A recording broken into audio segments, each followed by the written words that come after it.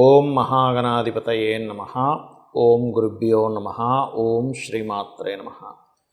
పరమేశ్వర స్వరూపమైనటువంటి జ్యోతిష, వాస్తు మరియు ఇతర అనేకమైనటువంటి శాస్త్రములను మనకు అందించినటువంటి మహర్షులకి నమస్కారం. హయగ్రీవ హయగ్రీవ హయగ్రీవేతి యోపధేత్ తస్య నిస్సరతే వాణీ జన్మకన్యా ప్రవాహవత్. అరుణాం కరుణాతరంగితాక్షీం ధృతపాశాంకుశపుష్పబాణచాపాం అనిమాదిభిరావృతాం మయూకైః అహమిత్యేవ విభావయే భవానీం. శ్రీమాత్రే నమః.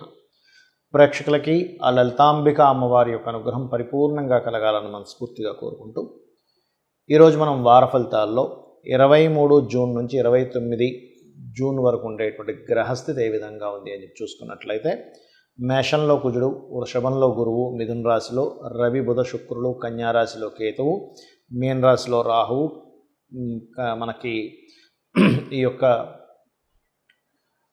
కుంభంలో శని యొక్క సంచారం జరుగుతుంది. అదేవిధంగా చంద్రుడు ధనస్సు నుంచి మీన రాశి వరకు ఈ వారం మొత్తం సంచరిస్తున్నాడు.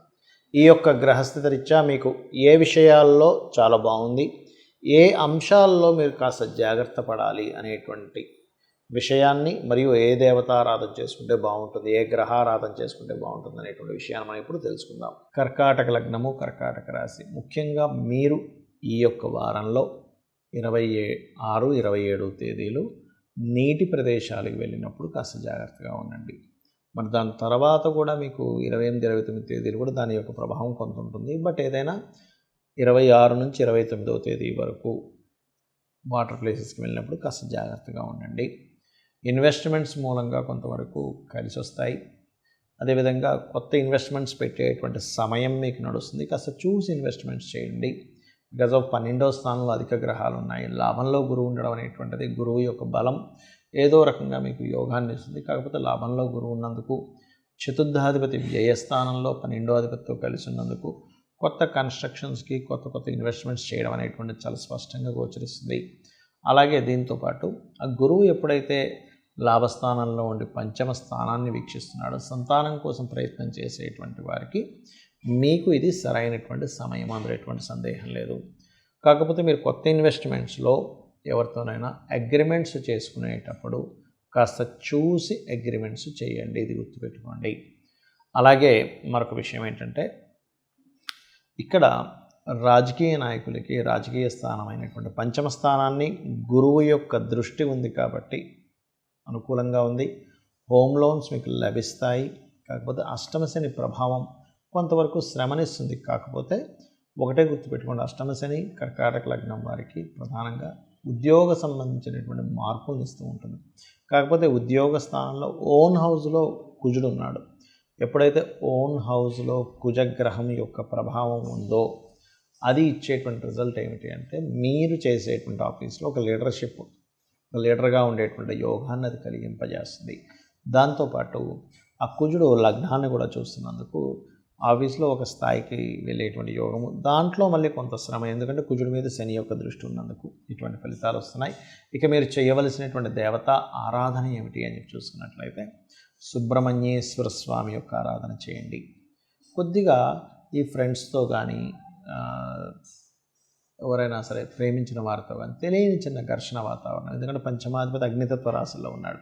ఆ మిస్కమ్యూనికేషన్స్ కొంచెం దూరంగా ఉండడం లాంటివి జరుగుతాయి. Don't worry. బట్ ఏదేమైనప్పటికీ కూడా మీరు ఈ వారం ఎంత ఆంజనేయ స్వామి, సుబ్రహ్మణ్యేశ్వర స్వామి లేదా గణపతి ఆలయాలకు వెళ్తున్నట్లయితే, అది కాకుండా మీరు సూర్యభగవాను చూస్తూ ఓం మిత్రాయ నమః అనే మంత్రం కనుక చేసుకున్నట్లయితే ఖచ్చితంగా మీకు ఉండేటువంటి మిస్అండర్స్టాండింగ్స్ తగ్గుతాయి. చాలామందికి కొన్ని అపోహలు ఉన్నాయి. ఏమిటది అంటే, ఏలినాడు శని, అర్ధాష్టమ శని, అష్టమ శని ఇవి నడుస్తున్నప్పుడు మనకి ఏ పనులు అవ్వవు, చాలా కష్టాల్లోకి వెళ్ళిపోతాము అనేటువంటిది ఉంది. కానీ ఇందులో ఒక విషయం గుర్తుపెట్టుకోండి, స్ట్రెస్ అయితే ఖచ్చితంగా కొంత పెరుగుతుంది. బికాజ్ ఆఫ్ శని అనేటువంటిది కర్మకారకుడు కాబట్టి ఒక కర్మని పదే చేయవలసి రావడము, లేకపోతే ఎక్కువ రోజులు దాని గురించి వెయిట్ చేయాల్సి రావడం ఉంటుంది. కానీ ఒకటి గుర్తుపెట్టుకోండి, సక్సెస్ ఇవ్వకుండా ఉండడము అనేటువంటి శని కారకత్వం కాదు, ఆయన కారకత్వమే సక్సెస్ ఇవ్వడం. ఎందుకు అంటే, మీరు గమనించండి, ఏ రాజకీయ నాయకులు, పిఎంలు కావచ్చు, సీఎంలు కావచ్చు, మీరు తీసుకోండి, వాళ్ళ జాతచక్రాలు తీసుకోండి.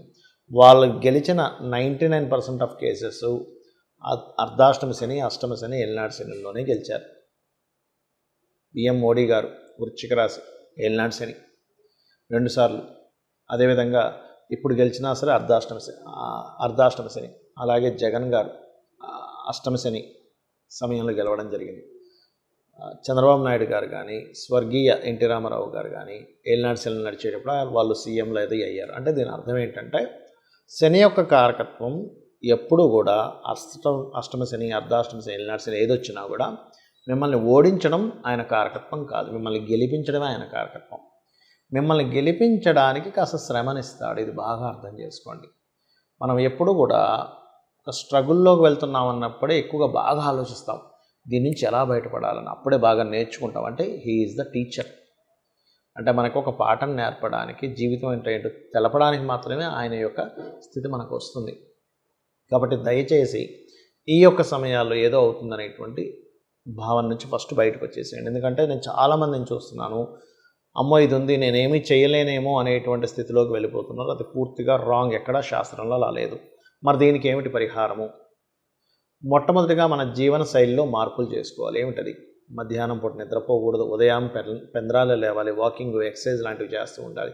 మీ కిందన పనిచేసే వాళ్ళకి, చిన్న వాళ్ళకి ఏదో ఒక ధన రూపేనో, వస్తు రూపేనో, వస్త్ర రూపేనో దానం ఇస్తూ ఉండండి.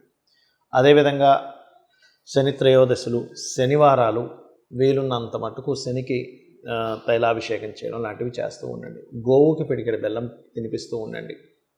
అదేవిధంగా మరొక విషయం ఏంటంటే, ఇక్కడ మీరు ఎంత శ్రమిస్తూ ఉంటే శని యొక్క ప్రభావం అంత తగ్గుతుంది. ఇది గుర్తుపెట్టుకోండి. ఎందుకంటే శ్రమకారకుడు, ఉద్యోగకారకుడు, లాభాల కారకుడు ఆయన. Because of 10th and 11th lordship ఆయనకు వచ్చింది కాబట్టి. దీంతో పాటు ఒక మంత్రం చెప్తాను. ఓం అనాకలిత సాదృశ్య చుబుక శ్రీ విరాజితాయే నమః. ఇక దీంతో పాటు ఇంకొంతమందికి ఇంకొన్ని అపోహలు ఉన్నాయి. ఏమిటి? నాకు కాలసర్పదోషం ఉందండి, ఏమీ కలిసి రాదేమో. కాలసర్పదోషం ఉన్నటువంటి వారు 140 ప్రెసిడెంట్ల జాతకాలు నేను చూశాను. వాళ్ళకి కాలసర్పదోషం ఉంది, దేశాలను మొత్తం వాళ్ళు పాలిస్తున్నారు. మరి దీనికి ఏమంటారు? కాలసర్పదోషం ఇండివిజువల్ చార్ట్ మీద ఎఫెక్ట్ ఉండదు, దేశకాల పరిస్థితుల మీద ఉంటుందని శాస్త్రంలో ఉంది. మరి ఎంతో కొంత అన్ని గ్రహాలు దగ్గరికి వచ్చేసాయి కదండి, ఏమి టెన్షన్ పడాల్సిన పని లేదు. చక్కగా రాహుకేతువుల దగ్గర దీపారాధన చేసుకోండి. కాళహస్తికి వెళ్ళి ఆ పరమేశ్వరుడు యొక్క పాదాలు పట్టుకొని ఆయనే చూసుకుంటాడు. మీకు కాలసర్పదోషం ఉన్నా, ఏ దోషం ఉన్నా కూడా. ఇది కాకుండా సర్పదోషం అని ఉంటుంది. అప్పుడు మాత్రం కాస్త మీరు రాహుకేతు పూజ చేస్తూ, మీరు అంటే ఏం లేదు, ఓవర్ యాంగ్జైటీ, కోపం రావడం, సడన్గా కొన్ని ఇన్సిడెంట్స్ లైఫ్లో సడన్ మార్పులు రావడం జరుగుతుంది సర్పదోషం వల్ల. దీనికి ఏం టెన్షన్ పడక్కర్లేదు. సర్పసూక్తం చదువుకోండి. చక్కగా మీరు నవగ్రహాలు రాహుకేతుల దగ్గర దీపారాధన చేస్తూ రావి చెట్టు చుట్టూ ఎక్కువ ప్రదక్షిణాలు చేయండి సర్పదోషం ఉన్నటువంటి వారు. శాస్త్రం, జ్యోతిశాస్త్రం ఎందుకుంది అంటే మనల్ని భయపెట్టడానికో, మనల్ని అజ్ఞానం వైపు నెట్టడానికో కాదు. మీరు ఈ యొక్క ప్రాబ్లం వచ్చినప్పుడు మీరు ఏం చేయాలి? దానికి ఖర్చు ఏం అవ్వదుగా. మీకు రావి చెట్టు చుట్టూ ప్రదక్షిణం చేసుకుంటారు, పసుపు కుంకుమ గంధం కలిపిన వాటర్తో అభిషేకం చేస్తారు మన శాస్త్రాల్లో ఉన్నట్టుగా. చేయండి, సింపుల్. అదేవిధంగా ఒకటే గుర్తుపెట్టుకోండి, మనకి జన్మజాతకంలో ఏ దోషం ఉన్నా, ఎటువంటి అద్భుతమైన యోగం ఉన్నా, దోషము తగ్గాలన్నా, యోగం అద్భుతంగా ఫలించాలన్నా మనము చేయవలసినటువంటి మొట్టమొదటి విషయం ఏమిటి అంటే, మనకి గ్రహాలు, ఈ తత్సంబంధించిన యోగాలు ఇవేమీ నాకు తెలియదు, కేవలం నా కర్మను నేను ధర్మబద్ధంగా చేస్తూ నీ యొక్క పాదాలను ఆశ్రయించడం మాత్రమే నాకు తెలుసు, నిన్ను నమ్ముకున్నాను, నాకు ఇవేమీ తెలియవు అనుకోని మీరు కనుక అమ్మవారిని నమ్ముకుంటూ మీరు వెళ్తున్నట్లయితే 100% అమ్మే చిన్న పిల్లల్ని తల్లి ఎలా చూసుకుంటుందో అమ్మ అలా చూసుకుంటుంది. కాబట్టి ఇది చేయండి. నిత్యము లలిత చదువుకోండి, ఉదయం సాయంత్రం, ఖచ్చితంగా బాగుంటుంది. అది కూడా నాకు నోరు తిరగదండి అనుకునేటువంటి వారు సూర్యభగవాను చూసి, అందులోనే సకల దేవతలు ఉన్నారంటారు. చక్కగా నీరు తీసుకొని సూర్య భగవానుడికి అర్ఘ్యం వదలండి, ఆయనే సమస్తము చూసుకుంటాడు. కాకపోతే సూర్య ఉపాసన చేసేటువంటి వారు పొరపాటును కూడా ఆదివారాలు కొన్ని నియమాలు పాటించాలి. స్త్రీ తైల మధుమాంసాన్ని త్వజతే, స్త్రీని కలవకపోవడము, మధువు మాంసము ఆదివారం ముట్టకూడదు. అదేవిధంగా తైలము తలకి రాసుకోకండి, తైలాన్ని, నూనెని. ఇది చేయండి, ఖచ్చితంగా మీకు కలిసి రావడం జరుగుతుంది. అన్ని విధాలా మీకు బాగుంటుంది. అమ్మవారి అనుగ్రహం మీకు లభిస్తుంది. శ్రీమాత్రే నమః.